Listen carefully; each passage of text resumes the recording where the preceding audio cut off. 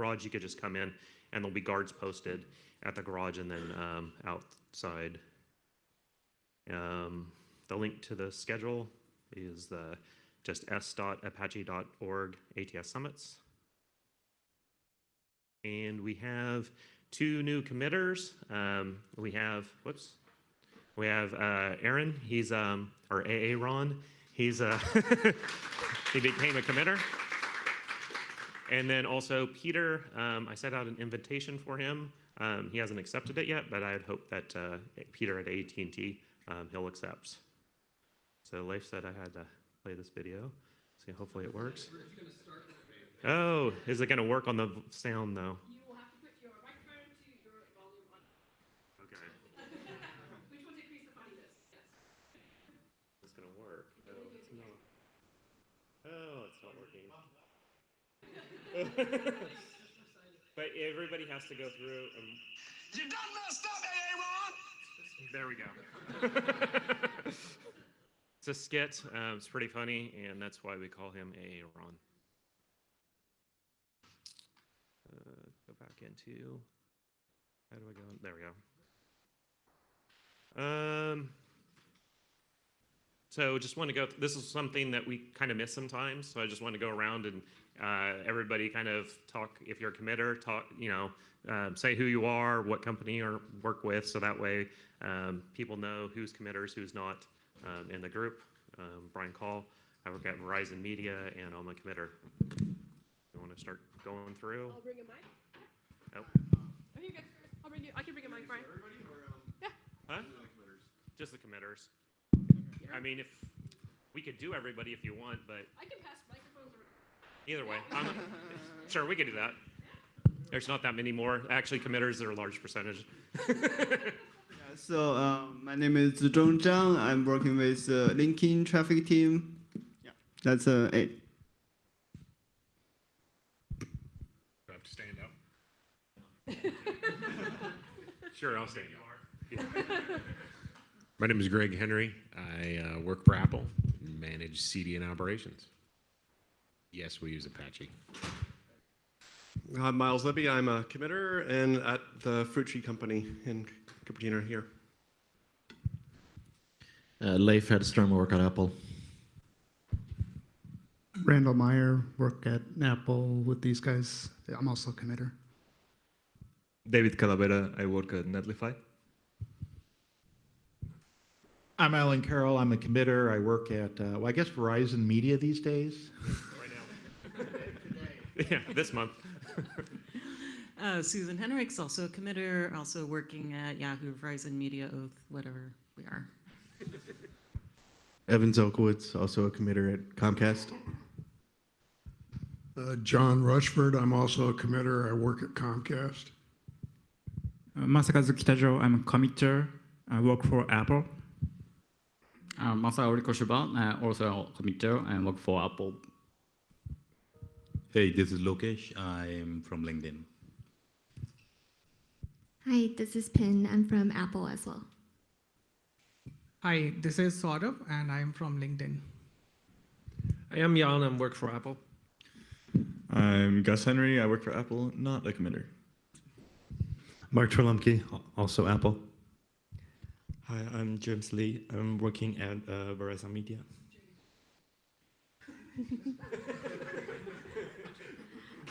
Hi, I'm Eva, work for Verizon Media, not committer. Hi, Valerie Detweiler. I work for Verizon Media, and I am not a committer. Aaron Canary. I'm at Verizon, and I'm the newest committer. How do you say that? Aaron? Hi, I'm Sudhir. I work in LinkedIn traffic team as well. I'm a committer as well. I'm Dave Carlin. I'm a committer. I work on operations at Verizon Media for this guy. Grigor, I work at operations at Verizon Media. I'm Kit. I work for the media organizations in the Verizon Media, and I'm a committer and mostly focus on Lua. And these days, some of my interests are in WebAssembly and Kubernetes now. I'm Faye. I work at Verizon Media, and I'm committer. Vineet, work for VMG, non-commuter. Hi, I'm Emanuele, work for Wikipedia, and not a committer, but I have a few commits in the Git repo.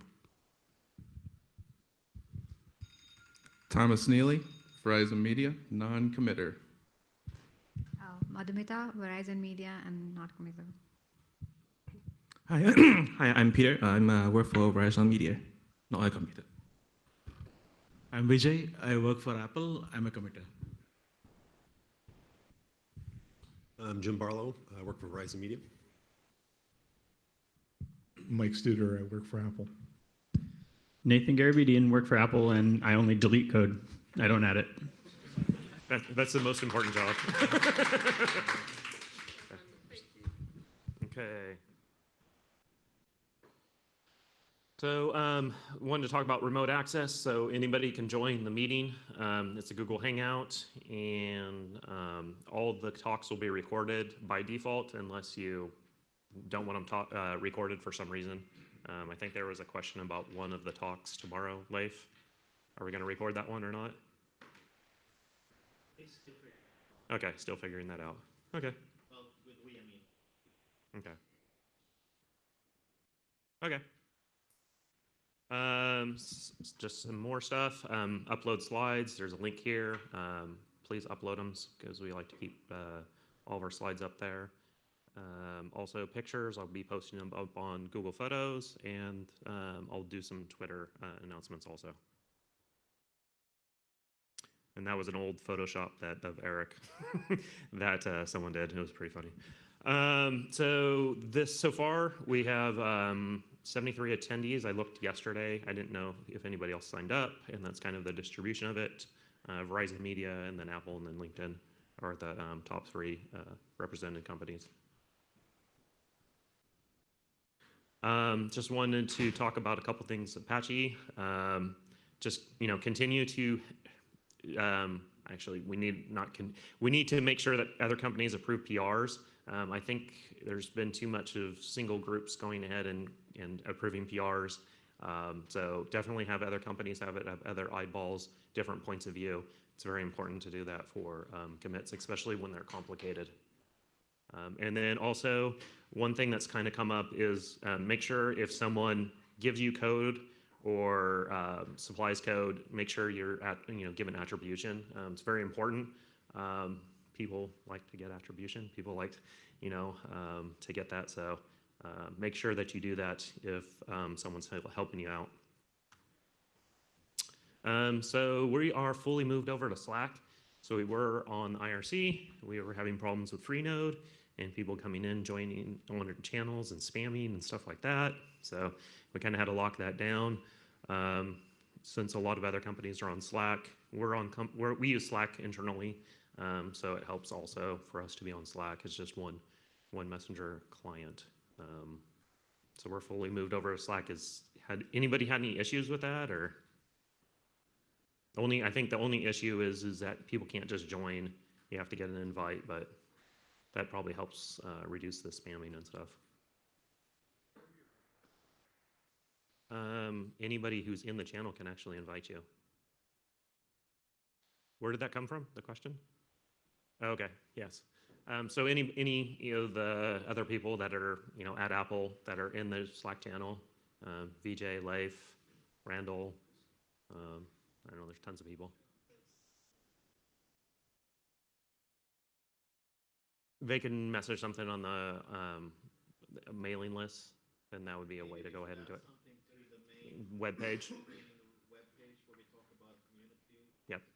Yep.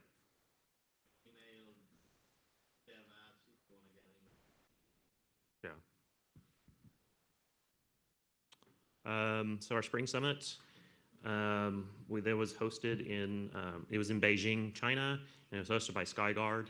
They kind of went all out on, they're very, very generous on hosting it. I mean, they supplied the lunches, they planned everything. They took us to a social event up to the Great Wall. I mean, very, very well done. And then also, this was kind of an interesting picture we took. They made banners. I mean, they had all this. I mean, they went all out. when we did this banner, police came and they were not happy that we had banners and were taking picture at the Great Wall. So yeah, don't recommend doing that. We didn't know. But at least we got a couple shots before they stopped us from doing this. I think the police were rushing in at that point in time. So in the Spring Summit, we had 24 people attend or sign up. I think there was more than that, actually. SkyGuard had quite a few people that just came in that didn't really sign up officially. Some companies were Verizon Media, Apple, Comcast, GoDaddy, SkyGuard, and Sina. And then there was a couple other Chinese companies too. Just the list was starting to get a little long. We had 15 talks, 3 workshops, and a hackathon. And then, like I said, we had a social event that was hosted by SkyGuard going to the Great Wall, which was kind of cool. These are some things proposals and decisions that we made for ATS 9 release at the Spring Summit. So Spring Summits, the way that we've been traditionally doing them is they're very devs focused. We want to get some decisions made. And so last year we went to Ireland and we did a similar thing. We made a lot of different decisions. In I put the wrong year. This year, 2019, we did the same thing and we made some decisions. So one of it was moving the configuration over to YAML and dropping Lua. So we actually definitely committed to that. We made the changes to that for ATS 9. We removed LuaJet dependency and core. And then also we did some plugin promotions and removals. And those went all to the mailing list, and they'll also be talked about in the next talk. So last quarter, we did 4 releases. They're primarily around security. There was also some bug fixes and stuff in them too. We had 328 commits. It's kind of low. Normally, we are almost double that. So last quarter, things were kind of slow. So that's 5.1 commits a day, 41 authors, which is about normal, and then 43,000 lines changed. So like I said, the release, there was mainly security issues, and most of those security issues are around H2. So Jonathan Looney over at Netflix, he found, do you know him? Okay. So he's been busy this year. He also did the TCP SAC announcement, security issue announcement. So he went ahead and informed Apache about all these H2 issues. They talked to me, and then we joined some secure channel, and we talked about it. And then I pulled in some other companies like Fastly and stuff like that because they have a lot of IETF membership. And so there was quite a few. I think all but one of these are from him, security issues from him. And then over this year, we've had 6 CVEs. So just in these releases, that was just 5 of them. And on Thursday, I'd like to do a round of lightning talks. We haven't done lightning talks in a while. So they're going to be like 5-minute talks, timed. Slides are not required. So if you have some interesting topic Thursday morning, you can get up and talk about it for 5 minutes.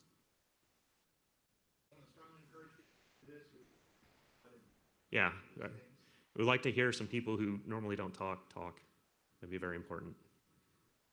And that's all I have for the slides. So we're gonna, next talk is gonna be on ATS 9. So Leif, you wanna come up? So Leif is the primary release manager. I'm the secondary release manager for ATS 9. And let me go ahead.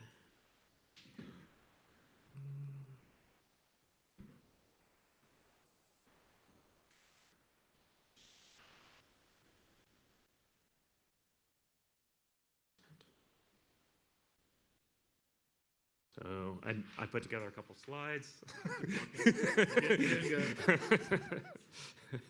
You want another microphone?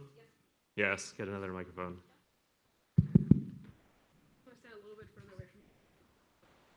Okay. So what's new? These are some things that I put on the list. Did you have anything else on this? I know Leif's been busy in some meetings in the last days or so. So Now, the big thing here is obviously the quick branch getting merged in.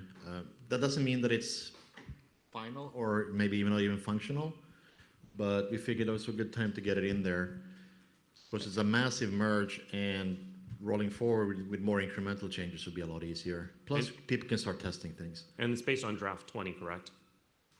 Okay, I just wanted to make sure that was. What's the current draft? And is it one of the browsers is actually having support for, was it 22? Was it Firefox or something? Oh, Chrome. Okay. So we probably must also we should do another merge from master into 9x before we. Okay. Yeah, don't steal thunder. So also LuaJet was completely removed, switched to YAML for some configuration files. Unfortunately, because we wanted to get 9 out in the time that we did, we couldn't convert everything over to YAML in that time frame. So we're kind of in this world where we have some configuration files in YAML and some in kind of old configuration style. And also worth to remind people that even though LuaJet is removed from the core, doesn't mean that we don't support Lua the plugin. I mean, you can still use the Lua plugin, you can still build it, but you just need to have LuaJet as part of the packaging, the system installation. Yeah, it's not. Before we had it actually in our tree. Now it's not in our tree. Right. So, and then also minimum version of OpenSSL is now 1.02, which is still old. And I think there's one thing here that we probably should try to resolve this week is, should we continue supporting Solaris or not? So we discussed that. Yeah, we discussed that, and then nothing really someone voiced their -1 on it, and they said, but I can't help you support it. Yeah, PO. And I'm kind of of the mindset, if no one cares to support Solaris, we should drop the support. I bet it doesn't build anymore. Yeah, agree. Does anyone have any strong opinions on keeping Solaris? Okay, I think that's a no. So we should make that for 9, in my opinion. We should just put that. Okay. Doesn't mean that we need to do anything. We Yeah. should just say Solaris is no longer supported as of 9.0. Okay. We don't have a build system. It doesn't build. Yeah. Okay, I'm good with that. So just going through the GitHub process when we create a new release. So what you would do is if you want something in 9, you would create a PR against master, and then you would mark it as project 9x, 90x, and then you would keep the milestone as 10. Let the committer or the release manager, he'll change the milestone. Just the way that we do things. You can also nominate the PR for more than one project. So you could say, this is critical, needs to go in for both 9, and it needs to go in for 8, and you might need to go in for 7. Although, did we end of life 7 yet, or what's the status there? We need to release 9 before we do the end of life. I think the schedule is for 7 to be end of life end of this year, I think. Yeah. Evan, do you remember? But then Susan, I think, insisted that we prolong it until end of this year. So we can all blame her. I think we should prolong it until we get 9 out. That seems like a fair deal. That's my opinion. So, which means for now, so Evan is the de facto release manager for 7. So if something needs to be done for 7, then he will be taking care of that. Okay. So yeah, if you need something to go into 7 or 8, then you need to actually create a separate PR for that. Right. So pretty straightforward. So this is what I grabbed on the blockers page, or the blocker bug that you have, which is 5932. So these are kind of some major issues in ATS that we need to get fixed before we actually make a release. You want to talk about any of these? No, not really. I think the one that's been standing out for a long, long time is the 4921. Yeah. And I think Susan and Alan and you and me, Brian, we should probably sit down and try to decipher this. This is the one that pissed off the lounge. Yeah. The lounge. That's the German guy. Yeah, like who this German guy that got gets really cranky. I don't know if he's German just because he's German or. But he's right. I mean, I'm pretty sure that so Randall and I looked at it, and I think the regression comes from something we did in 8 related to the half closed. Yeah, I think it came between 8.1 and 8.2. Well, so what happened is this: so we had all these changes in 8 for half closed, which broke keep alive for HTTPS. Mhm. Then between 8.0 and 8.01, we reverted one of those half closed commits to fix the HTTPS keep alive. But I suspect that there's other things. Right. So I suspect that's what's happening. That's the only thing that makes any sense, because the only thing you look at the difference between 8.0 and 8.01, the only real change is the revert of the part of this code that changed, that fixes the HTTPS keep alive. So it was the right thing to do because we needed to get keep alive to work again, but it's still something lingering there. Then there are some more, and another thing too I would like to point out is that if you have critical issues that you find in your testing, when you because everyone is testing 9, right? So when you're testing 9, if you find something that needs to be a sort of a release blocker for 9, you need to add it to this umbrella radar or issue, not radar. Radar's an internal tool for Apple. In case people need to. Look, I couldn't hear you there. Yeah? The compress plugin. There's a bug there?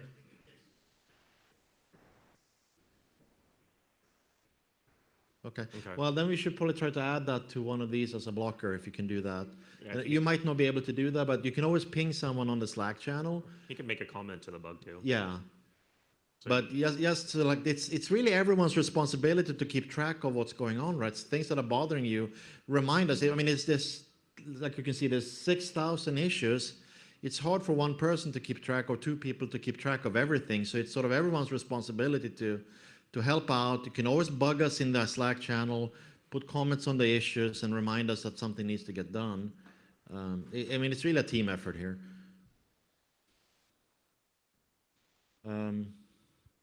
There are some new ones that we ran into when we started testing ATS 9. There are some things related to parent selection that seems to be very broken.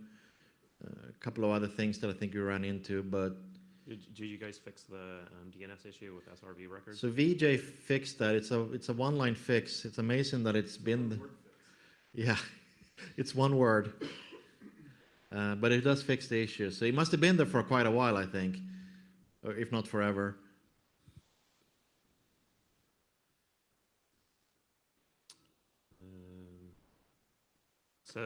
So far in 9, we have 801 PRs that are merged into for the 9 release. And then these are some of the plugins that were promoted. Cache promote, cache range request, multiplexer prefetch, remap purge, and remap stats. Some deprecated plugins, and these are going to be removed in 10, so they're deprecated. They'll still be in 9 release. There's the MySQL remap, buffer upload, memcached, remap, and then these ones are going to be removed in 9, are stale while revalidate, hippies, balancer, and header normalize. Did they get removed yet, or are they still there?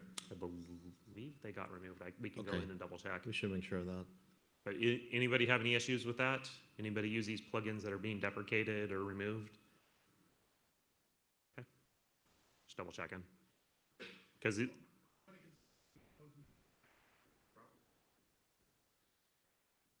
We could do that. Possibility.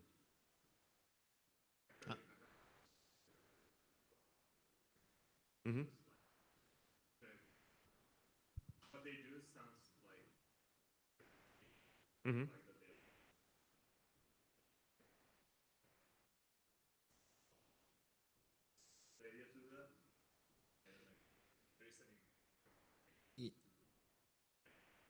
You need to use some other database than MySQL because it's a block in API. Yeah, but like, I mean, it's like, it would be good to have something that the patient We can certainly move it as an example plugin again. I mean, make a PR and say, hey, I want to turn this into an example plugin, and then we'll move it there.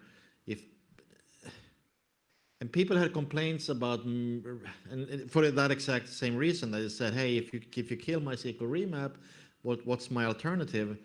And there, right. No, I was saying that there were other people voicing the same concerns, and that's why we didn't outright remove it from line, because people had those concerns.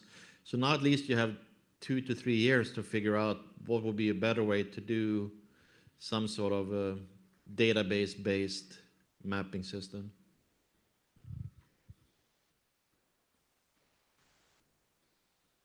Testing, so I put mine, I did, so I started testing 9/11 in production. I get maybe 1 or 2 cores a day, and the cores I'm getting is, it's using a continuation that's been deleted. That's generally the one that I get. The more investigation needs to be done on that. But besides that one core, it's been more stable than prior releases, which is. We do not use parent selection. No, we don't use hosting. So both of those are broken in 9.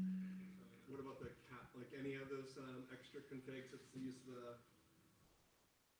like remap, like the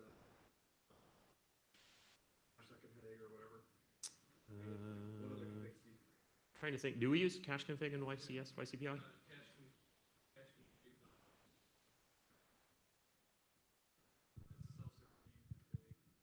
Yeah. Well, which is now SNI YAML now.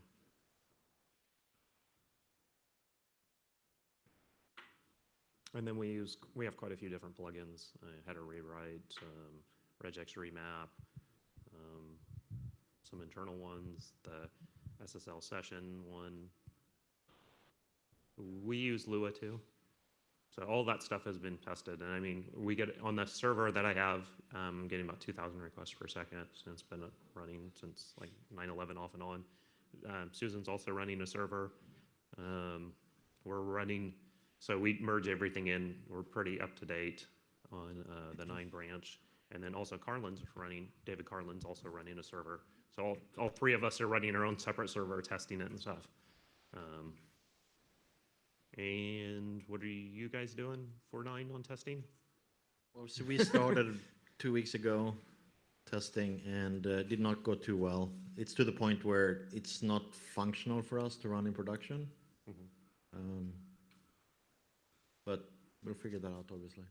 So what is it? Just you got the SRV records? Well, and then that's actually a regression that's way old. So that's even in 8. Okay. The showstopper for us is what JVD said, which is the parent and hosting, the multi-matcher thing, whatever it's called, control matcher, and that essentially makes the system unusable for us because we can no longer do the things that we expect to do with parent.config and hosting.config.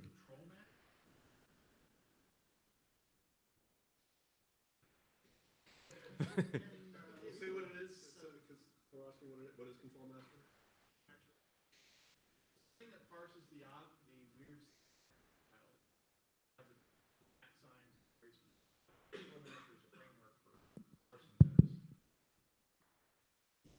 Not the at stuff. That's what the control matcher class does. No, that's control matcher goes into host and config and parent config. The things that Right, let you it's do. a parsing framework to parse those files. Yeah, but there's nothing to do with the adsend. That's in remap.config. Okay, it's But it's the thing that lets you say like des domain equals foo.com and all these other sort of verbs, or you can say where you can define how you're matching things on which parent should I choose or which volume should I choose for storing this particular object in the cache. Any of those sort of matching rules. And they're all the same syntax in those configs.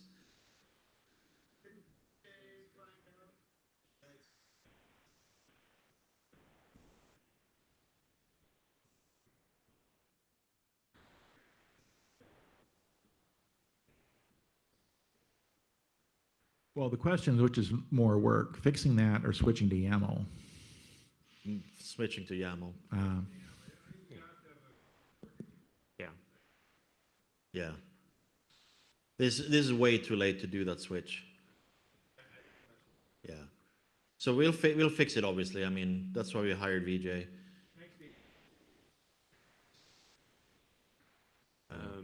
So you're just doing like internal testing to see if it's... Right. So we do have a test system that did we ever demo that, Miles, the CDN checker? So we have an infrastructure, a harness that takes essentially all our property definitions and it produces test scenarios for all of those. And we run that through, before we do any sort of deployment, we run everything through the new version of ATS. And that's kicking off and finding all these problems that we're seeing now because until it can get past our CDN checker test suite, we can't use it in production. Yeah. We can't even try it. Yeah. And do you have a similar thing, right, Sudhir? Like an internal test? Okay. Mm-hmm. Mm-hmm. Okay. So when do you think you can start testing?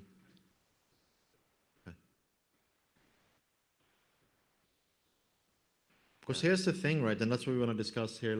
Is this the last slide or any more slides? Yeah, that's the last one. So we're already behind in the 9.0 release schedule. So until everyone, at least the big like Comcast and LinkedIn and Apple and Yahoo and AT&T and whoever else is here, unless all of these companies sort of dig in here and start testing this, I don't feel that we can make a release. I mean, we are finding issues, you're finding issues. I'm sure LinkedIn is going to find issues, and Comcast is for sure going to find issues. And if people aren't testing this, I don't feel comfortable releasing it. Yeah. So we need to kind of have a game plan on how people are going to be testing it, when they're going to start rolling out into production and things like that. Yeah. Unfortunately, we don't have a good internal testing. Our internal testing is throw it into production and see if it falls over. Right. Well, so do we, but we do have the CDN checker, No, which you is have a CDN checker, which is an awesome tool, and I like it a lot. I mean, it's really kind of a relief to be able to run, even if it's a one patch fix, the SRV record fix. Just knowing that I can run it through the CDN check, at least I'm not going to break the whole CDN. Well, and isn't it that each of your like properties or whatever, they write actually the tests or something? Yeah. Yeah. So I mean, they write the test. They know what to test, which is great. I mean, I wish we had something like that. No. No. It's not on AO test. It's kind of like what it would be like something that we have in, say you would have like a test in Edgeman. Someone would put in a test in there and they'd say, okay, this is how you test my property.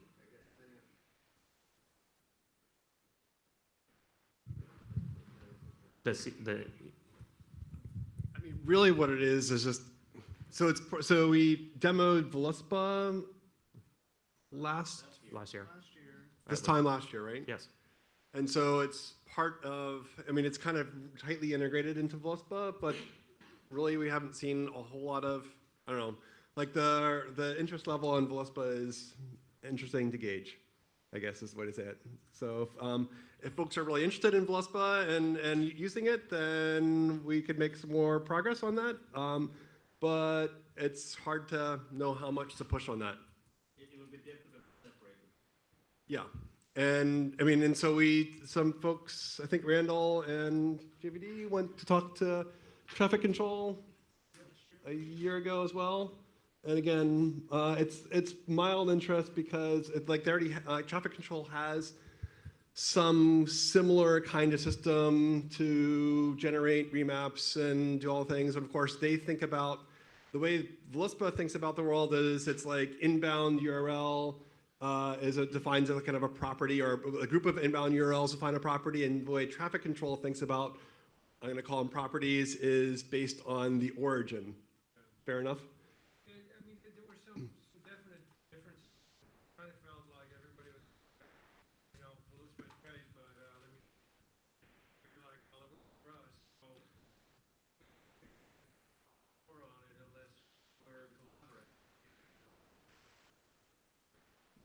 So we're kind of in, so the answer is we feel like we're a little bit in limbo.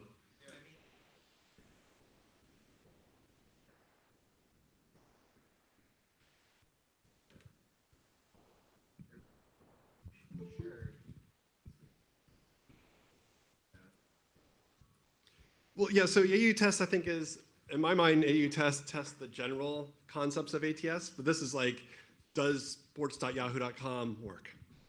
Yeah, this is like property-specific testing. But that's what I would like to see too, like built into AU test. But you can't, I think you have to have the whole like CDN set up to go ahead and test that. You have to have the origin servers, you have to test. How are you guys doing that right now? Is it all like full-on infrastructure, or is it dynamic? The one big difference too between AU test and CDN checker is that you can actually run CDN checker against a set of production hosts. You can say, I just upgraded this POP in San Jose. Please run the CDN checker against that installation, the live production installation, and verify that everything is working the way it should. You wouldn't do that with AU test. AU test is something you do as part of your build process or your build infrastructure. Well, I'm just saying that's what it is today, but I'm saying there's a significant difference here where you can say, I actually want to test all 10,000 servers today and see that they're all behaving the way they should be behaving. But with AU test tests a certain configuration, so you have to turn on a certain option, which you may not turn on in your CDN. You may not turn on in production. So you're like, oh, I want to test this one feature, enable it in a certain way, a certain option or whatever, and then you make sure it works that way. Well, you wouldn't, I mean, that's just how the tests are currently set up. There's nothing to stop you from running a test that assumes a configuration and just does these tests as well. It's something we've looked at. The HP replay stuff is related to that as well, but that's going to be different for every CDN. So I mean, they have a different configuration. So I guess you could do that. You would say this is the Apple CDN configuration. Right. There's nothing that stops them from checking their AU tests, private AU tests, into their Git repo and running it. Yeah.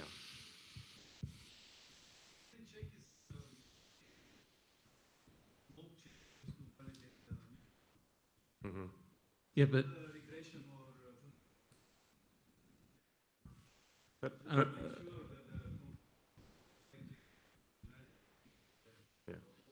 But AU test also assumes it like starts up ATS, it shuts down ATS, it starts up ATS, it does all these kind of things.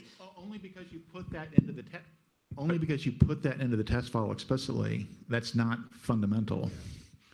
You can do production functional test with it, not sandbox test. I mean, I think the argument is that we could have maybe used the AU test framework to drive our tests. Now, our tests are not code-driven, they're configuration-driven, right? So, but you're right, we probably could have done that, but we didn't, and it was done before AU test was Yeah, I mean, that's fine. I guess the point here is if we want to look at a common framework going forward, if people are saying, why don't we have something that everyone can use, how do we get from where we are to that state? I mean, we could certainly merge the two frameworks.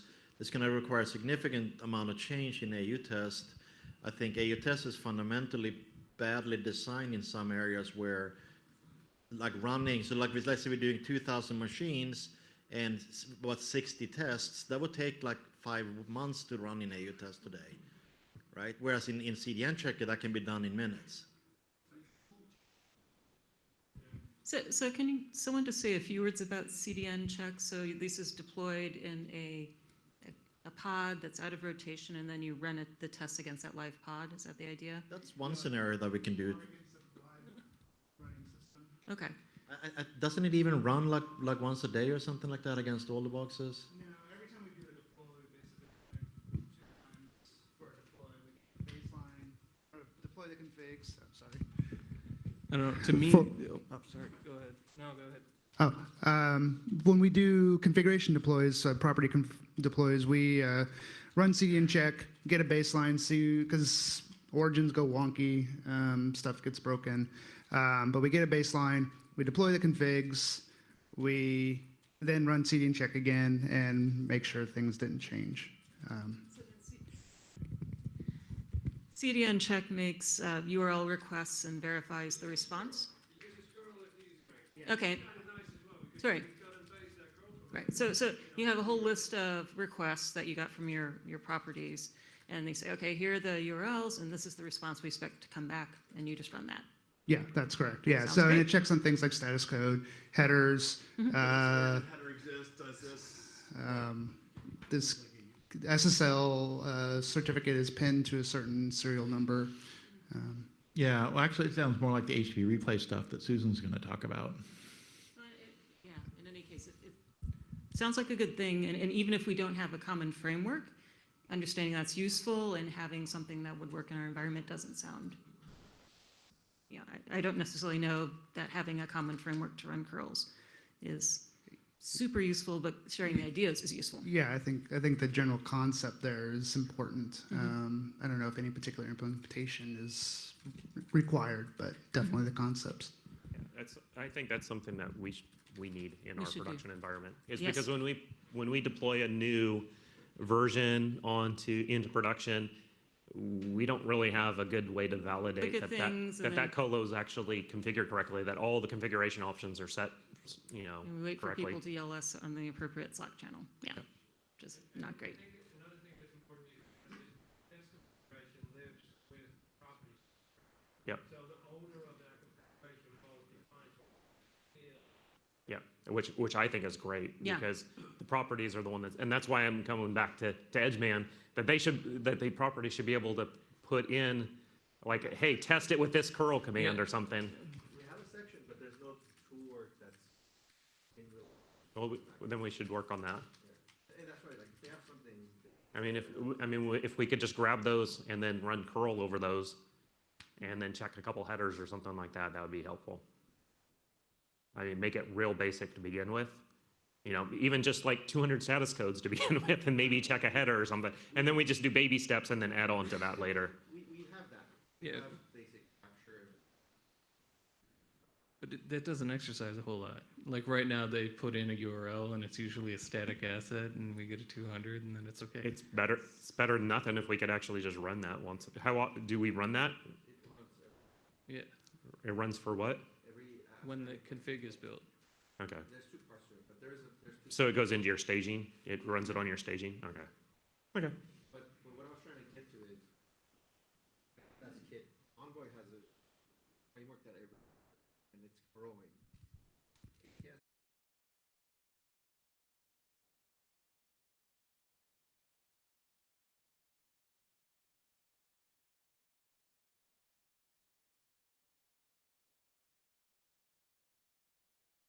Yeah.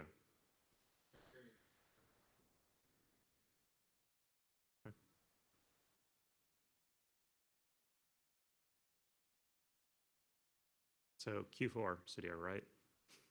Early Q4? Because it would be nice to know what we're ahead of, what's on our plate for the 9 release ahead of time versus like, December 31st.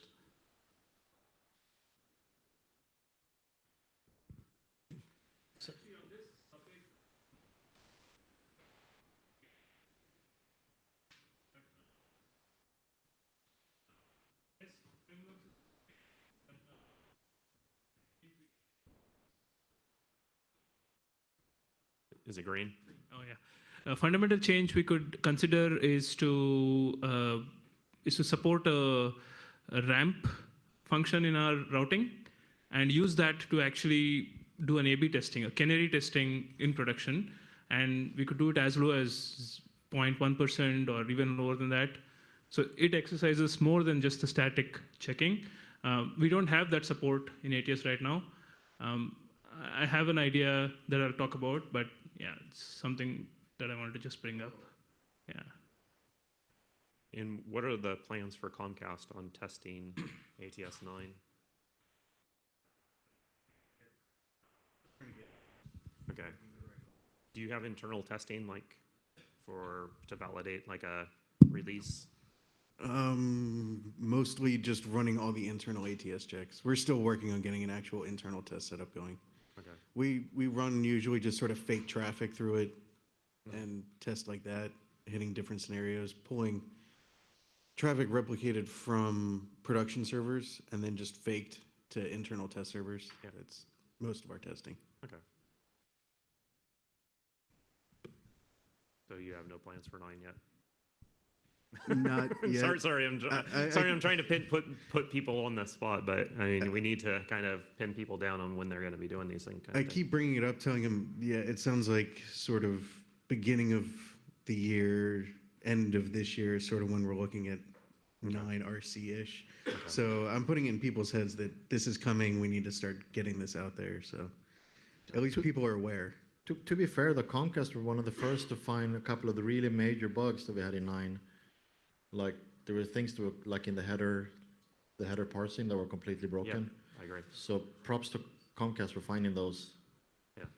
And fixing Alan's bugs. And how did you guys, were you running, I'm just kind of curious on that. Were you running master, and where were you running it to find these issues? I don't remember which bug that was. Them. Header rewrite problem, or? No, it was all the header parsing, the mime parsing. headers. Oh, that was Brian. Yeah, Wilson. Brian was he'll develop on master, so he probably just saw it while he was writing something. Wow. Okay, cool. Yeah. That was a great catch. That could have really been bad for us. Well, it was, on docs and stuff, we were seeing these Right. weird problems and we didn't know what it was. Brian fixed it for us. And then also LinkedIn. Do you have any plans for ATS 9 testing, or? But you just asked there. Oh, okay. Sorry. It's still the same LinkedIn. Sorry, studying still. I just didn't hear from you, so sorry. I guess Studier is Microsoft and he is LinkedIn. So. Yeah. I'm still thinking Netflix sometimes when I'm talking to what about Netlify? You guys gonna use it? He's not listening. Hello?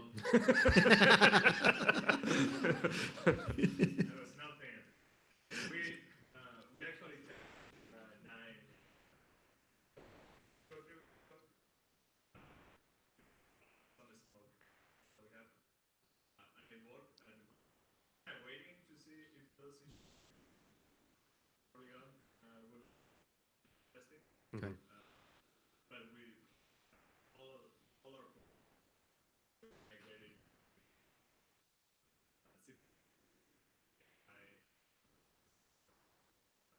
And we're just kind of waiting, like, see if but we can. Okay. So we're almost out of time, but can you go back one slide? Sure. That's fine. One of these. So one of the things that I wanted to make for 9 and 10 is that today it's a pain in the ass to write down. Yes. I mean, this is just the tip of the iceberg of what's changed in 9. To make the release notes for 9. Right, there's 802 changes. Trying to go through that list and deciding which changes are incompatible, which one changes configurations, which one changes metrics, which one adds new features, which one removes features. Really problematic for the release manager. I mean, we're going to be spending probably 2-3 weeks going through these lists of PRs and fixing that. Can you bring up a web page here? Can you go to the docs page?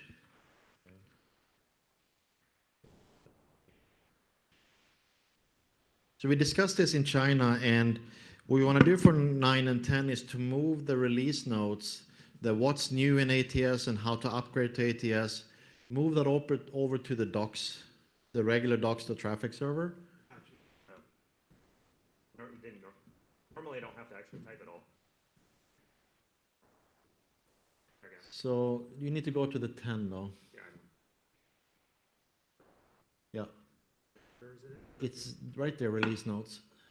So I added a new top level thing called release notes, and there's nothing in here right now because I haven't gone through and done any of this stuff. But what I would like to propose is that going forward for 10, if you're making a change on master today, which either does any of these things like breaking compatibility or adding a new feature, removing a feature, anything that's worthy for either how to upgrade to this version or just knowing what's new in this version, that PR needs to include something for this page.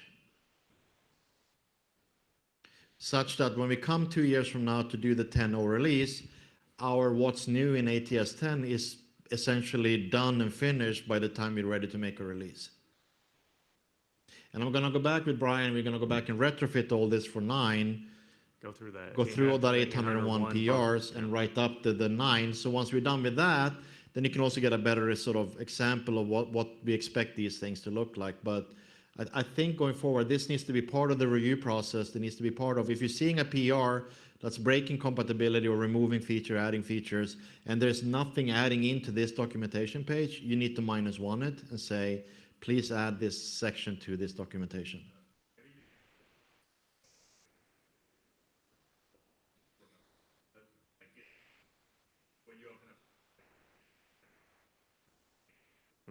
Okay, that's a good idea.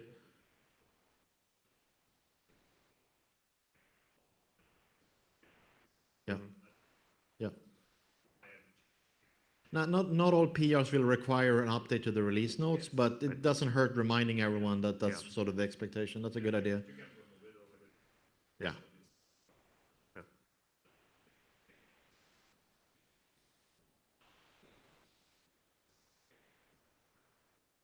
No, so when we do dot releases, let's say for some reason, let's say we do a 9.1 and we're adding a new feature. Since we will probably add that into the 9.1 branch, right? You're not going to break compatibility between 9.0 and 9.1, so there shouldn't be any changes that's breaking compatibility. So the only change in the release notes between 9.0 and 9.1 would be that we added some new config or something like that, right? No, we should do it for those things, but it won't be sort of universally. Like I said, I mean, probably the most critical component here is the upgrade to part, because that's where people are into problems, right? You try to upgrade from 8 to 9, you are going to break things if you don't pay attention to the configuration changes that happened. And for us, it's been kind of a pain because we're going from 7 to 9. I mean, there was a lot of configuration changes from 7 to 8, and then from 8 to 9, and now we're getting hit by two releases, and it's like, whoa. A lot of error messages in the logs, a lot of, oh, wait, this name changed to this name, and yeah, it's been kind of a pain in the butt. So anyway, look when we're ready with the 9.0 release notes, everyone should take a look at it, see what they think, and obviously anyone is more than welcome to add and edit any of these documents. I mean, this is just a PR like anything else. Yeah. So yeah, anybody can submit a PR to update the release notes. And in general, the documentation is in pretty good shape, but it can always get better. So when you're running into problems, you're seeing issues, and the documentation is poor, make a PR and say, hey, I run into this problem. The documentation says foo, but it really should be bar. And then even if you only can file an issue and you can't make the changes, that's better than nothing. But obviously, we prefer to get PRs with the documentation changes. I mean, documentation is so critical. We need to get much better at that.